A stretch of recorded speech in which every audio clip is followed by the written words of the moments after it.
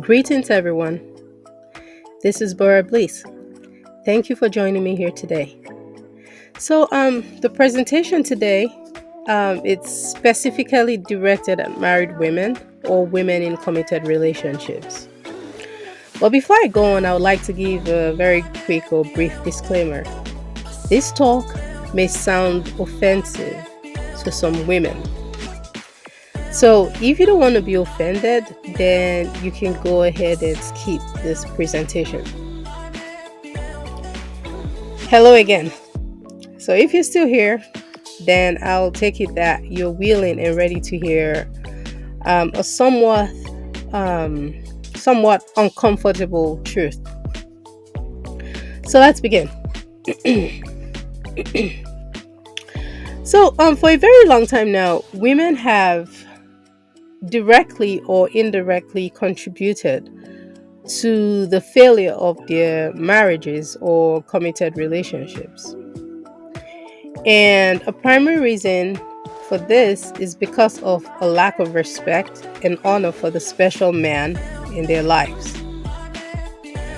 Not only have they stopped honoring their men, but they have taken that honor, they have taken that respect, and they have given it to other men outside of the home or people that do not occupy that special place in your heart.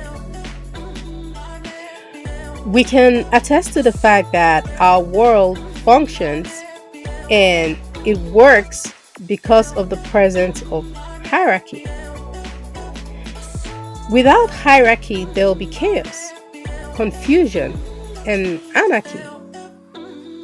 So the presence of hierarchy allows for structure, order, and clarity on the flow of events and operations of things. Even sometimes when we prepare certain recipes, in fact, not just certain, a lot of recipes, it will call for a first step, a second step, third step, etc. So in effect, hierarchy gives us order and a way to simplify the flow of things. Now, if, for example, a recipe called for specific steps to be followed, first step, second, third step, but you just said, you know what, I don't care about these steps, I'm just going to go ahead and I'm just going to lump the whole thing together without following the exact prescribed steps, what do you think will happen? I mean, certain recipes you might get by with just lumping everything up together. You might get by with that sometimes. But sometimes you're going to end up with a big mess. And it will not come out, the food or whatever you're trying to prepare will not come out the way it's supposed to come out because you just decided to skip the steps and just lump everything up together. There is a reason why the recipe called for the steps. And the same way too in our own, for us as women, with our relationships and with our husbands or spouses, also there's a reason why the man leads the home. There's a reason for that. Now imagine you just say, you know what, I don't care, I'm just going to go about doing my own thing, whatever. There's also going to be a result or a consequence of that. So if you look at all around nature, you can see it does not take a lot of effort to see that even all around nature we see examples or different forms of hierarchy at play. You can also look at the animals and how they operate. You can see that there's some type of existence and type of hierarchy that allows them to coexist peacefully and also have some type of structure within the community. And I like to think about heaven or heaven. I like to think about heaven as a kingdom. And we can also see hierarchy working um, in heaven, and we can see like the higher ranking angels and stuff like that being closer to God and stuff, and then the lower ranking angels not so much having access to Him as like the bigger angels. Um, and then even in our own human world, in our own human societies, even in the governments, everywhere you find hierarchy at work. Okay. Now imagine if, for example, everybody becomes the president. Like, what do you think will happen? So we can see that there's hierarchy everywhere. So established hierarchy flow has many benefits, and one of those benefits is that it allows for a peaceful coexistence with one another. Another one is that it reduces misunderstandings. Um, we have a clear duties cut out for us, responsibilities, and smooth flow of operations, and also there is less chaos and any other benefit you can throw in there. So, but these are just the major ones that we can think of when we think about hierarchy. So, now imagine with me, for example, if you worked in an organization or you found yourself in a place, in a city, in a community with no clear leadership, where everybody was a boss and could just do whatever they wanted to do. What do you think will happen? I'm sure you can see that an organization or a community like that would soon go out of business or just fall apart because everybody would quit. Why would they quit? Because of the level of confusion and infighting. It would be so unbearable, and it would definitely eventually bring everybody to a halt. But today, most of my sisters have forgotten this basic understanding, and they aimlessly, I use the word aimlessly fight to physically lord over the man in their homes. They get the importance and need for hierarchy and structure at the workplace, at churches, everywhere else, but in their own homes. At work or anywhere else, they'll gladly submit to the authority figure. They'll gladly submit to the one who has been placed above them in a hierarchy structure without questioning or feeling threatened about their importance or equality. But when it comes to their own homes, they forget the need for structure, and then they despise the hierarchy structure, which ultimately will lead or is supposed to lead to the smooth operation and running of the home. To my sisters out there, I want to tell you something. When you submit and allow your husband or your spouse, your special man, to lead the family, it does not equate to you being a slave or less important. Again, I'm going to say that. You submitting yourself to your husband and allowing him to take charge, to take the lead in running the family, does not equate to you being a slave or less important. Just like you don't feel less important at your workplace or your church or wherever else you find your place.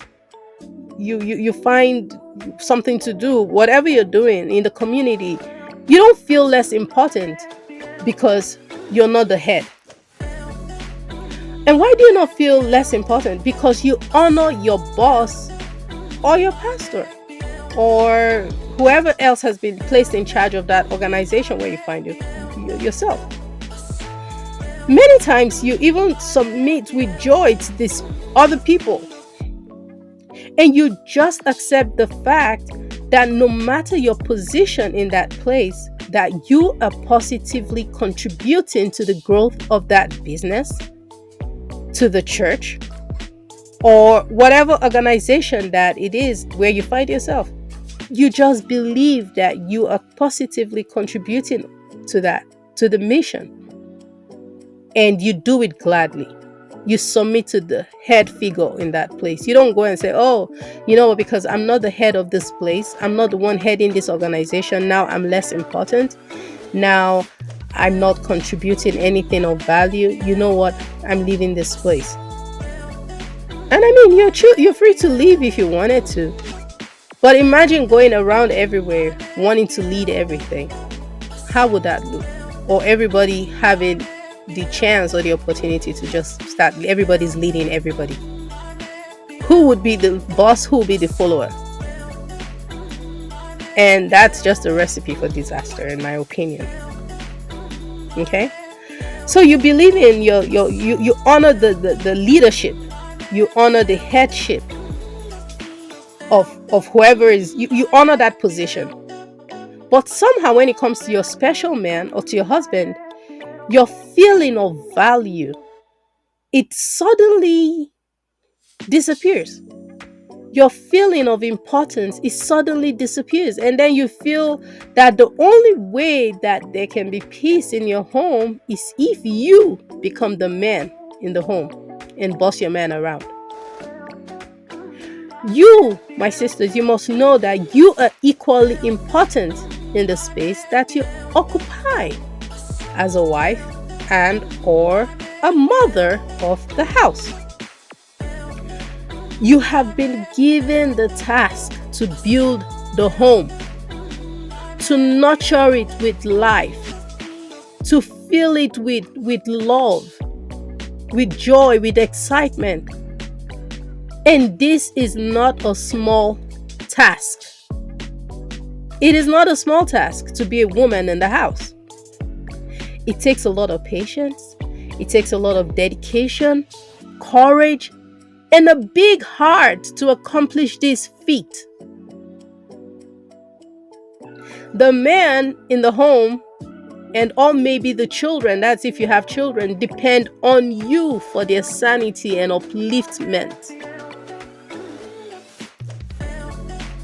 If you are not doing what you're supposed to do, you will drive the man crazy. You will drive the children crazy because there will be no suitable place for them to rest their minds. The man goes out there, he's working hard, and maybe you too. But he's expecting when he comes back home to have some peace. And then even the children, okay, they go to school and everything, going through, God forbid, they go through bullying or whatever it is that they have to deal with it at school. They're facing the world. Everybody's facing the world.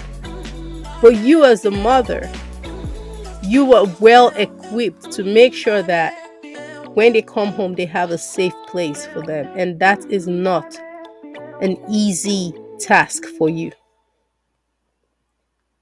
Now imagine you leave all of the duties cut out for you to do. And then all you want to do is you want to just start doing a power grab or power tussle with your man. Where will that lead you? It will certainly create confusion in the home, with no one fully taking on that role, which will lead to more confusion in the minds of the children because they will not know who to listen to. There can be two lords or masters at the same time. Sometimes you'll be like, oh, you know what?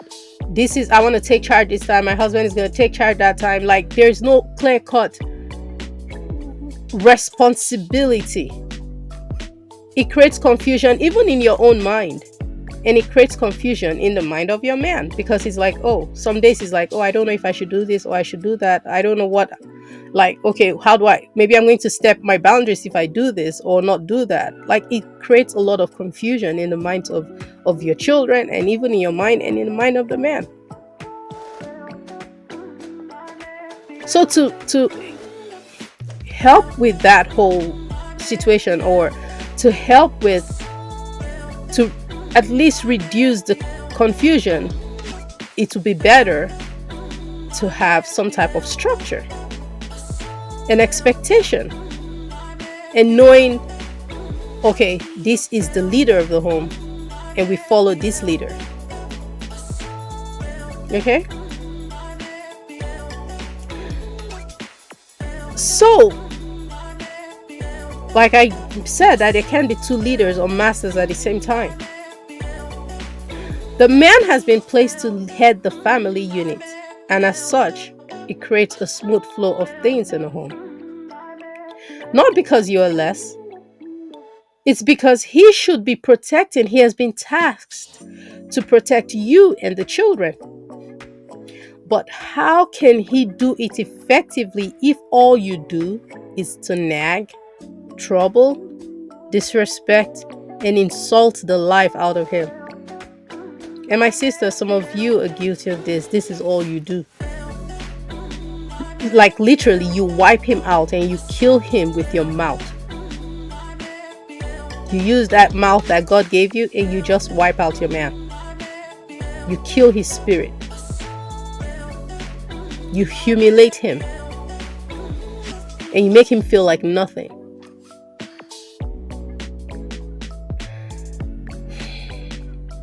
So with an attitude like that and a behavior like that, what really do you expect him to do? Do you expect him now to successfully lead the home? That would be really difficult for him. The home is like a mini organization or a business.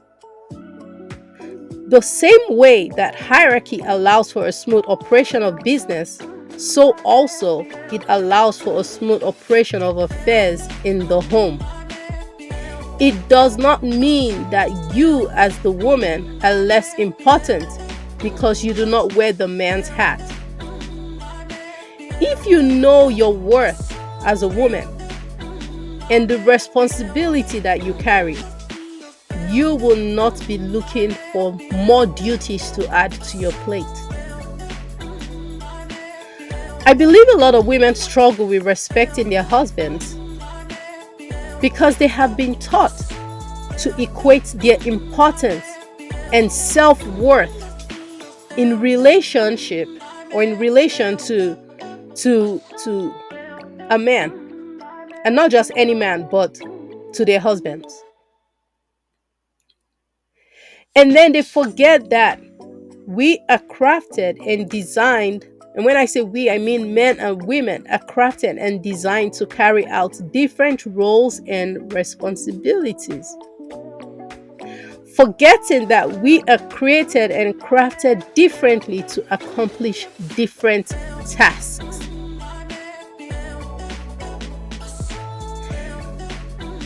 A big example: a woman has been created to carry children. A man cannot carry children. He's not designed for it. That's just one of the biggest examples. Okay? So you have to come to this realization that we are created and designed for different roles and responsibilities. It comes natural for us to do certain things, and it doesn't come natural for the men to do some things. Women have been taught to despise their husbands and spouses at home, while at the same time they are encouraged to honor other men or women outside of the home. Women can be gentle, sweet, obedient, and excellent followers outside of their homes. But when it comes to their husbands, they suddenly become aggressive and refuse to submit to the authority of their men. They forget that if there is no structure in their homes, the family unit will suffer. We can all agree that the family unit is the building block of the society. So in essence, if the family unit is struggling to exist because of a lack of clear structure and order and flow of things, it will definitely spill over into society. It will definitely spill over into society and lead to the breakdown of the very fabric of the society. So, Weak family units gives rise to weaker communities, and society as a whole suffers the consequences. And mind you, we are definitely seeing that today. Women are the gatekeepers of society. Where the woman goes is where society goes. Why? Because the woman, one of her major tasks and responsibilities is in raising the children. A lot of times it's the woman's values that are being passed on to the children because she has the opportunity to spend more time with them. And what are we seeing today? The society is breaking apart. The world as we know it is falling apart.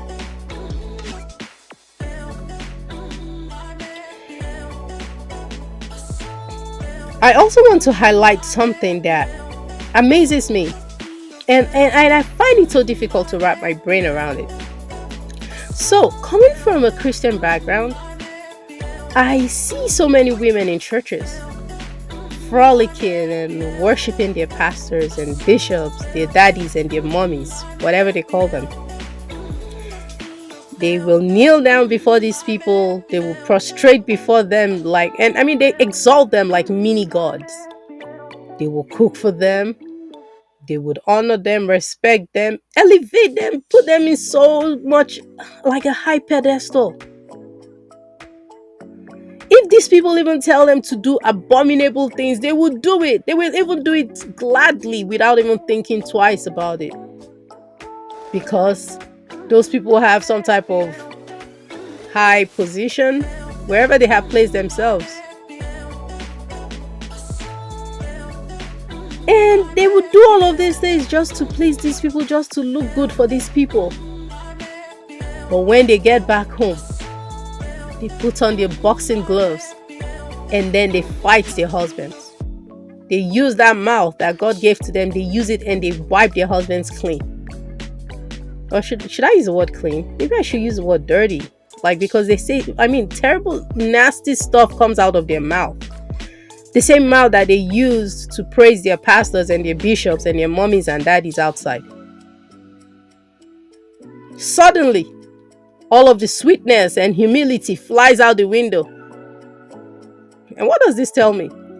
It tells me that women do not necessarily have an obedience issue or submission issue. They don't have that problem.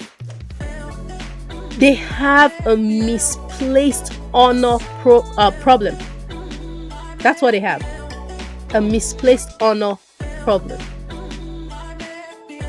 Where they take the honor that is due their husbands and they bestow it on another. And when their husbands see this, it leaves a sour taste in their mouth, which will further provoke and infuriate the man. This ultimately takes away the peace and joy of the home. No man, again I'm going to say, no man wants to feel second place or less important to another, most especially in the eyes of his woman. So I say this to my sisters, to women out there. Women, it's time to place your honor in the right place. If you married a man, you have chosen to submit yourself to his rules and to his authority. Honor and respect him, whether he deserves it or not. Just like you respect your bosses at work or your pastors or bishops at churches, even when or what they do does not make sense. You just go ahead and you follow their leadership because you respect the position that they occupy. The same way, you should also respect your man at home. Not because he's perfect, nobody's perfect, but because of the position that he occupies. Doing this one thing will certainly increase the peace and smooth running of affairs in your home. 1, you will enjoy more peace of mind. Your husband will come to trust you more. He will love and honor you more and begin to sing your praises all over. And another thing you would enjoy is that you would have his listening ears. Now, you position yourself to give him advice. Maybe things that he will not hear before, he will begin to hear. Why? Because you honor him. That's one of your tools to get to the heart of your man. And when he sees that really you honor him and that you're not taking his honor to give to another person, that even makes him love you more. That even makes him elevate you and puts you in a higher pedestal. Your children also are watching. Your children will also see and learn how to successfully manage their own families when they leave you. So in essence, the future generations will be influenced and affected by your actions in the home today. Another point I need to highlight is the fact that when you do not honor your man at home and you constantly compete with him, it shows that you are a very insecure woman. It shows that you're insecure in your place and role as a woman and as a wife and a mother.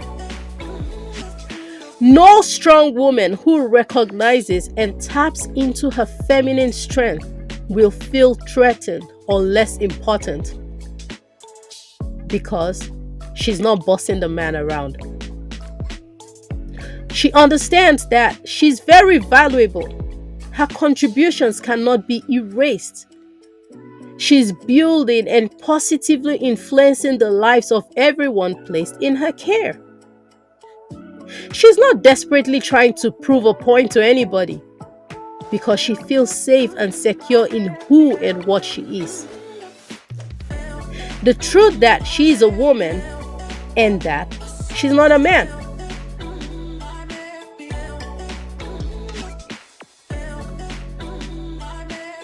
So I'll leave you with this quote that I made. And it goes like this. A woman is not a man. She's only the other half of the human equation. So to all the women listening to me, I want to tell you that you are very important. I want to tell you that you matter and that you're very valuable and very special. You are not any less because you respect and honor your man. On the contrary, that is one of the ways to the heart of your man. You want his love, you want his respect, you want his praise, you want his admiration, then speak to his heart. And one way of speaking to his heart is honoring him and respecting him. Don't give your honor that is reserved for your husband, for your special man. Don't give that to somebody else. Reserve it, protect it, and give it to only him. He's the number one person in your life besides God. So once again, thank you for joining me here today. And I hope this presentation creates an opportunity for further discussions. Thank you. Stay blessed, stay safe, and stay strong. Until next time. Bye-bye.